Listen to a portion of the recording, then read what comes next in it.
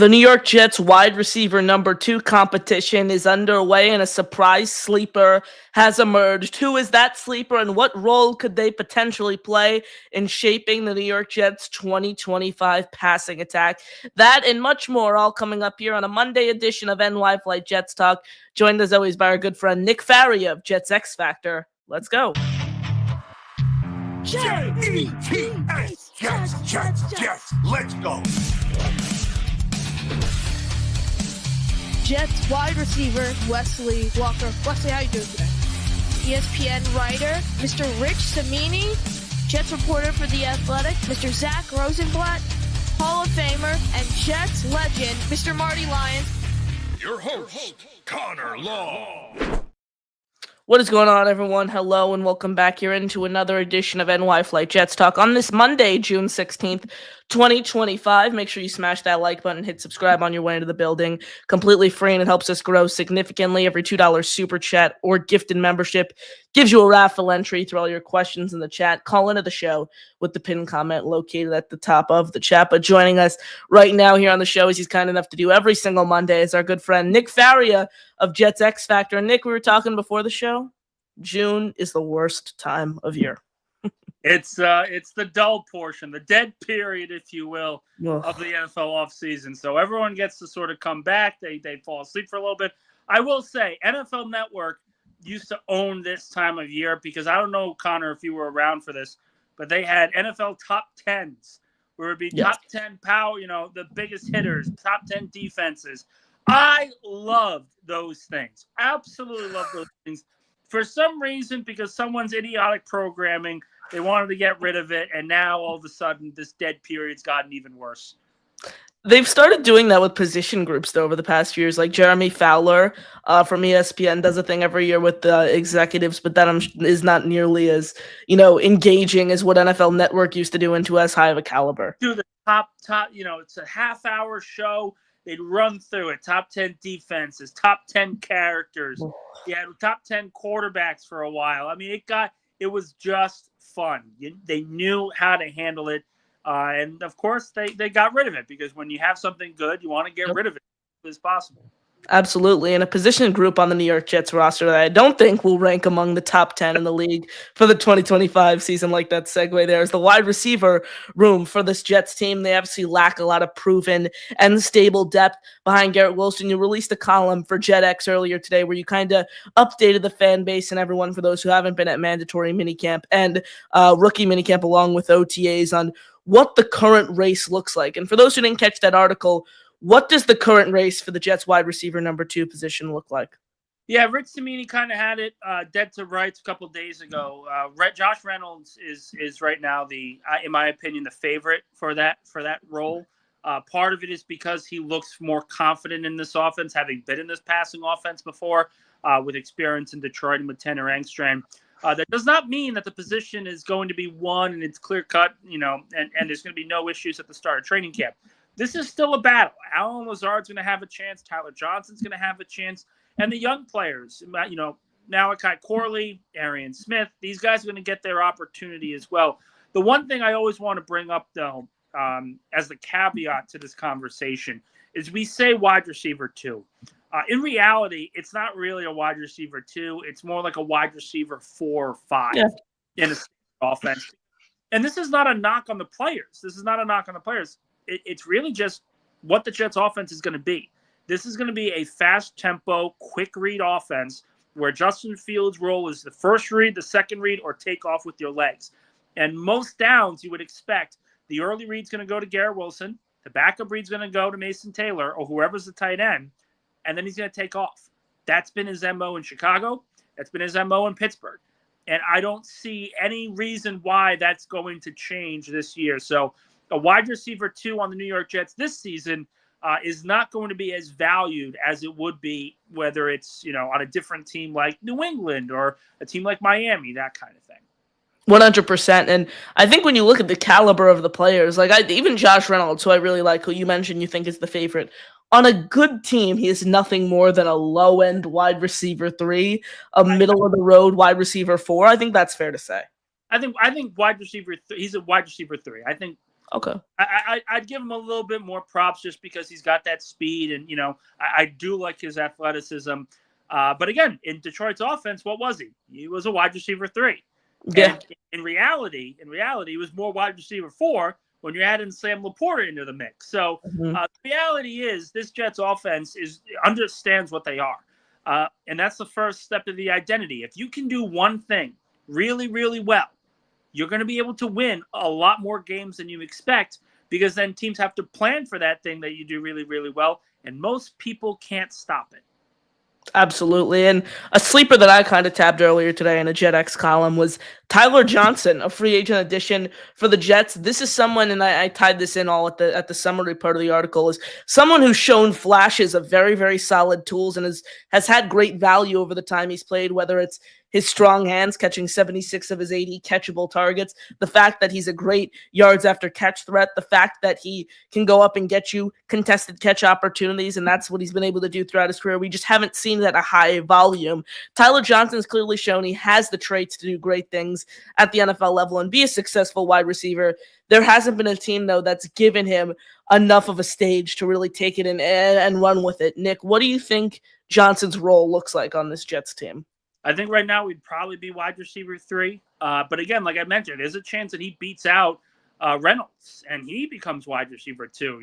He's a good, solid player. They both are. It's just a matter of where the Jets prefer to go to start their offense. It's going to come down to a lot of different things. And, one name we haven't really talked about is Allen Lazard. If he has a good training camp, there's really no reason why New York would trade him. If he struggles, then, yeah, they may want to give him and ship him off to the highest bidder. But a lot of things are going to happen. A lot of things can happen once the pads come on. A player that looks really, really good during off-season workouts may not be as good when the pads come on. Any chance of a guy like Arian Smith or Malachi Corley with a strong summer somehow clawing their way into one of these roles? I think there's a very good chance that Arian Smith, he may not be wide receiver 2, but they're going to give him a package of plays per game. I mean, when you've got his speed and his abilities, you want to use him, what I would say, in the Deshaun Jackson role that the Eagles had in 2008. The Eagles' passing offense was not very good that year. You had Kevin Curtis, who was a 1,000-yard receiver. You had Reggie Brown. But Deshaun Jackson was the big guy, and you targeted him about 5 times a game, whether it's on end arounds, whether it's screens, whether it's punt returns, whatever it is. You get him on the field as much as you possibly can, and I think that's where the Jets are going to try to go. They're going to give him maybe 5 plays on offense, give him the punt returner role as what would be my prediction, and let him figure it out along the way. What have you seen from guys like Jamal Pritchett and Quentin Skinner over these workouts? Do you think they can make a push for the roster? I think a push for the roster is fair. A push to see the field, probably not. I mean, they've looked Even for Pritchett on special teams, though? They could be special teams, but I look at them as practice squad, borderline 53-man roster guys right now. Things can certainly change. I didn't have Jason Brownlee on the 53-man roster the year he made it. I thought that he was the odd man out with Irv Charles being the special teams guy, and they just kept the extra receiver. Good on them. Brownlee had a very, very good training camp, and that certainly could happen here. If they were to make the roster, though, it's going to be interesting to see what happens with Malachi Corley, because he has not played at all pretty much during off-season workouts, and he needs to see the field early and often once training camp begins. What I will say, another interesting player who you mentioned there, Irv Charles. Chris Banjo had glowing things to say about Charles the other day, but at the same time, this is someone who's still nursing a significant injury that he suffered midway through last year. And how many special teams only guys are you going to roster? Like, is there a chance that Charles is on the outside looking in come August? I think there's a chance that a lot of these guys are like that, whether it's Charles, whether it's Lazard, any of these borderline roster players where you could see them getting moved because there's not enough room. This is a purely competition-based team outside of a few positions, and you're going to have to earn your spot on this roster if you're one of those guys. There's a chance that the Jets right now, in my opinion, have about 10 true offensive linemen that I think would stay on the roster. Max Mitchell, Carter Warren, Okorafor, Josh Myers, Xavier Newman. Those guys are pretty damn solid. And I think they would probably make the 53-man roster. But if something changes, if one of those guys doesn't perform right away and Jamal Pritchett does, could they go with 9 offensive linemen and take the extra receiver? I could absolutely see something like that happening. I still think you got to go with 20 trench players, 10 offensive linemen, 10 defensive linemen. Most teams will agree with you. Other teams, that's not usually the case. Philadelphia only kept 9 last year. It's really interchangeable for whatever team that is their preference. Yeah, on a team like the Jets, especially where one injury goes down and it's the next man up so quickly, I think that's something. I think that Jets are really going to need to beef up the trenches and feel really confident in their trench depth, both on the defensive side of the ball and offensive side of the ball. An undrafted free agent who I think has kind of flown under the radar since the Jets officially signed him, someone I think could legitimately make a push at the 53-man roster, is Peyton Page from Clemson. Nick, what have you seen from Page over these different phases of workouts? It's been quiet overall. It's been quiet for a lot of the UDFAs, and rightfully so, because it's still very early in the process. They're learning the systems and everything. So with Page, he didn't really stand out, at least at this point. I would say let's wait, again, another case of wait to see what happens with the Pats coming on before we make a distinction like that. Any UDFA from last year, maybe, who's kind of caught your eye over these past few weeks? Not over last year, but Xavier Gibson, once again, I mean, this is his time to shine. Good last year. He's really good this year, catching the football, finding ways to get open. He's a speedy guy, and he looks like he's gotten a little bit bigger, but he's got his work cut out for him. The fact that they drafted Arian Smith and they're already trying him out as punt returner tells me that his role is not set on this team. He's another one that could see his name on the chopping block come cut down time. Who do you think's the Jets punter come week 1? I don't think he's on the roster right now. I'll just tell you that much. I think it's going to come down to whoever gets released during the offseason training camp period, and they'll probably pick up who they feel is the best one overall. It's hard to tell right now. What do you think they do at the kicking position? Rodrigo Hot Rod Blankenship? I will say Anders Carlson. I thought Carlson had a solid offseason workout session. I thought he was easily the better kicker of all of them. He had one bad day where he missed one kick. But outside of that, from my understanding, my knowledge, he was perfect. So right now, I think it's Carlson's job to lose. I think Kay Davis really struggled. I think Rodrigo coming in is more to compete with Anders Carlson instead of just throwing an undrafted rookie and saying, okay, well, let's see what this kicker can do. Faltering. Rodrigo would be fun because not only has he shown he's an NFL caliber kicker and he can hit big kicks and he's a strong leg, but I mean the persona that he would bring to the New York media market, I mean, would just be iconic between his glasses, his quirkiness, and everything about him. I mean, how can you not want Rodrigo Blankenship to be the kicker for the New York Jets? It's a true New York Jets pickup because they got so excited with Thomas Morstead when he won Special Player of the Week. They had him coming out of the tunnel. And Rodrigo, he would make a lot of sense. Nick, anyone else? I'm going to ask you with the defensive tackle position. Do you think Byron Cowart is the leader in the clubhouse now to play opposite Quinnen? Oh, yeah. I think he's been probably the most consistent and most eye-popping to this point in offseason workouts. And again, the pads aren't on. He's learning the system. So all of that has to be taken into account. This can change very, very quickly at the start of training camp. But as of right now, I think it's Cowart and everybody else. There's a gap in between what he has done. He's been very, very solid. Nick, appreciate you joining us. Appreciate you sparing some time for us as always. And as a weekly guest on the Jake Asman Show, I want to pose this question to you. Okay. We heard that Beastbreaker has made an addition to the compound, and there has been a kiddie pool placed in the backyard. Nick, how much money to swim in that kiddie pool?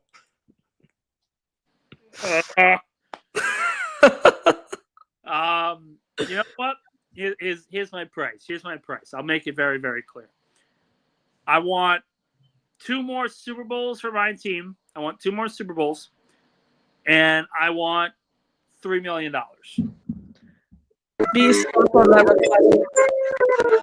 What happened? Thoughts on that request from Nick in order to swim in your I don't know, man. $3 million is a little too much, but let's take it one step at a time before we put our pants on one leg at a time. That's all we can do. Thank you, B. So you take $3 million to roll the dice on hepatitis. God damn.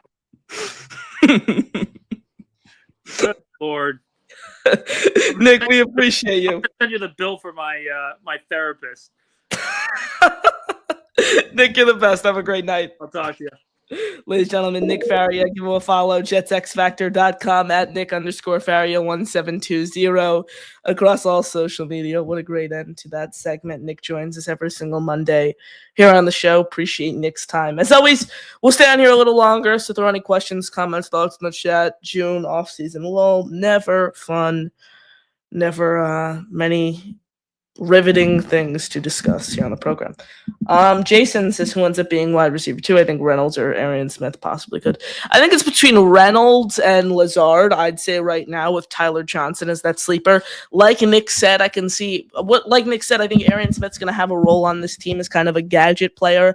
As the number 2 pass catcher, I think that's a bit of a stretch as a rookie day 3 pick. But if I had to make a prediction, I'd say it's Reynolds versus Lazard with Tyler Johnson from the outside looking in, who I think could be a really, really big sleeper on this team. And I wrote an article about it today for JetX. I think Tyler Johnson can undoubtedly play a significant role on this team. So those are the 3 guys I'm primarily looking for. If I had to make a prediction today, it goes to Reynolds, but I think it can really be distributed out to either one of those 3 guys. Absolutely. So appreciate you all. Again, smash that like, hit subscribe. Going to wrap up here soon. So your final questions, comments, thoughts in the chat. Appreciate you all here on the program. You guys are the best. Can't thank you enough for all your support, even when, like I said, there aren't any riveting topics or any exciting topics to be talking about here in June. We're a little over a month away from from training camp, so it's not gonna be the most exciting topics coming up here over the next month surrounding the New York Jets and everything in the NFL in general. It's the June dead period that is never the most exciting time of year. That's what I'll say. Appreciate you all. Smash that like button. Hit subscribe. You guys are the best. Appreciate all of your kind words and appreciate all your support here on the show. That'll do it for me. I'm your host, Connor Long, signing off here on Analyst like Jets Talk. Jets.